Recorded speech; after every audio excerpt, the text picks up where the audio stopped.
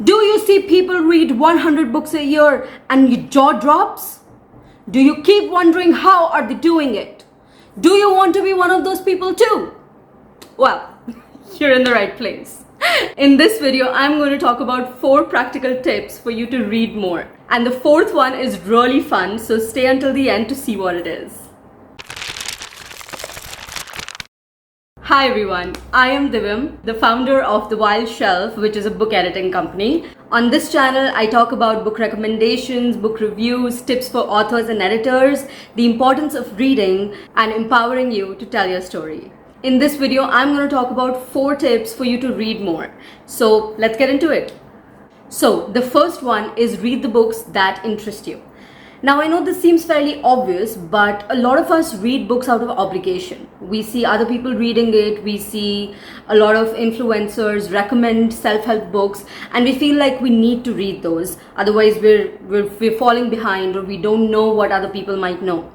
Or we see all these trends on Book Talk, and people are reading so many books a year and so many different books, and we just want to catch up. But you may find that a lot of books that are trending might not really interest you. They're really boring and you might feel obligated to read those. But the thing is, this is not school. This is not duty. You're not obligated to read anything. So pick only the books that actually interest you. If self-help books don't interest you, if non-fiction does not interest you, don't go for it. If thrillers does not interest you, fine. If the only genre you're interested in is romance or fantasy or something like that, go for that. There is no harm in that. Read what you want to read. You're doing it for pleasure. You're doing it for fun. Do not make this a headache. Do not make this a duty. Do not make this less fun. Please. Read the books that when you read the synopsis, it sparks something within you. You really want to see what happens in this book. And one of the biggest things that I feel is a very big no-no for a lot of people, and it used to be for me too for quite some years, is DNFing a book. If you don't know what DNFing is did not finish. That means you leave a book incomplete. So I had a very big thing about not leaving a book incomplete, like I had to finish it. But a while back, I came across Ankur Warikoo, who's talking about that if it is your duty to read a book, it's also the book's duty to keep your attention.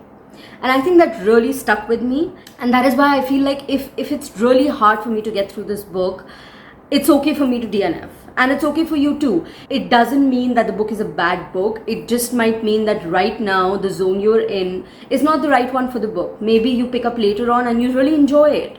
But if it's not working for you right now, it's just not working. Don't push yourself to finish the book. Just DNF it. So yeah, that's the first tip. Read the books that actually interest you. Do not feel obligated to follow the trends and to follow the crowd. Tip number 2, figure out which form works best for you, whether it's physical books, ebooks, or audiobooks. Figure out which do you enjoy the most and what is the most efficient way of capturing your attention. So, for example, I love reading physical books.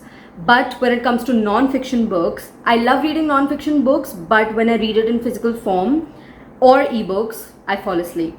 So I actually prefer to listen to them as audiobooks. It's like listening to podcasts, and I can do it while I'm doing mundane tasks or while I'm traveling or commuting, and it's really fun for me. I actually really enjoy listening to audiobooks, but I never listen to fiction as audiobooks. I don't know why. I just like reading fiction and I like listening to audiobooks. So that is what works best for me.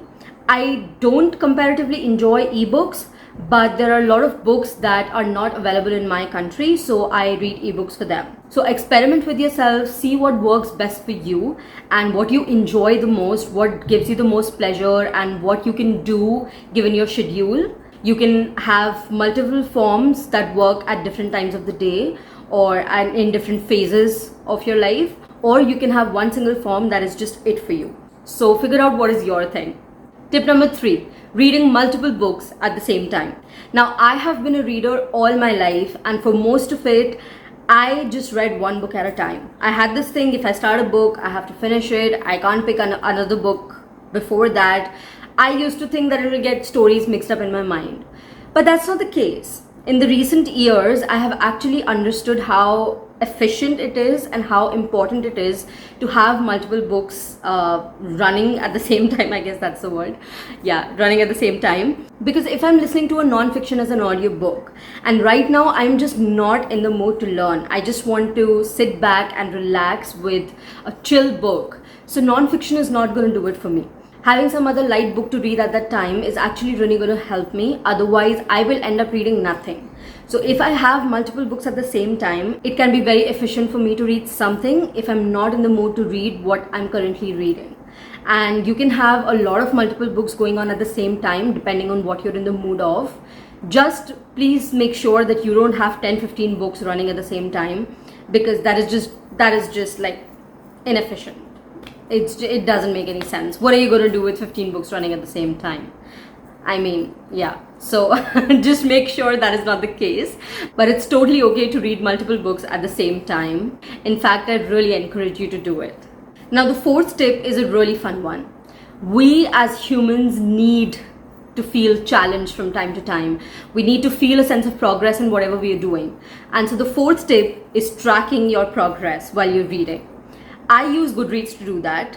Now, Goodreads has this part where you can actually set up a challenge for yourself for the year of how many books that you want to read. But if you do not use Goodreads, you can set up a challenge for yourself anyway. You can set up a challenge to read 1 book a year or 5 books a month or a certain number of books a year. And it can give you a sense of purpose, like you're chasing a goal, you're striving for something, you're reading for something. And apart from a number of books goal, Goodreads also has this thing where you can actually track the progress of the book that you're reading currently. For example, I can update the number of pages whenever I have read them, and it increases the percentage of the book I have read. So that can also be a great way to feel accomplished, because sometimes you just read 1 or 2 pages and you feel like you have read nothing. But when you see that percentage going up, it actually makes you feel really accomplished. So tracking is a great way for you to feel accomplished while you're reading, and when you see that progress happening, you will want to read more. So these were the 4 practical ways through which you can read more. I have 4 more tips which I will share in part 2 of this video, which will come out next Sunday. So look out for that. Having said that, I just want to say one thing. It's great to read a lot of books in a year. It's great to read a lot more than you're reading right now. But the most important thing is enjoying. You read for fun. You read for pleasure. Even if you read for learning, don't make it an obligation. Don't make it a duty. Don't make it into something that you dread doing. Just enjoy the process, savor the process. Even if you're reading just 10 books a year, as long as you're enjoying it, as long as you're loving what you're reading, that's okay. It's okay to be a slow reader. Just fall in love with the process. So it's great to read 100 books a year, but even if you're reading just 10 books a year, there is nothing wrong with that. It's completely okay. The only important thing is that you're enjoying what you do. Because reading is something that's so precious and so special. And if you're rushing through it, if you're not savoring your books enough, and if you're just trying to chase a goal which you're not really enjoying, it doesn't mean anything.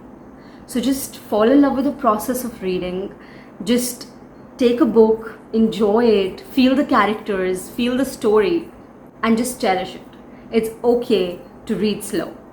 So, if you've enjoyed this video and if you found it helpful in any way, please give it a thumbs up. I would also love to know what you're currently reading, so let me know in the comment section below. And if you enjoy this kind of content and would like to watch more content around books, whether it be book recommendations, book reviews, everything books, just subscribe to my channel. Okay, thank you. I will see you in my next video. Bye.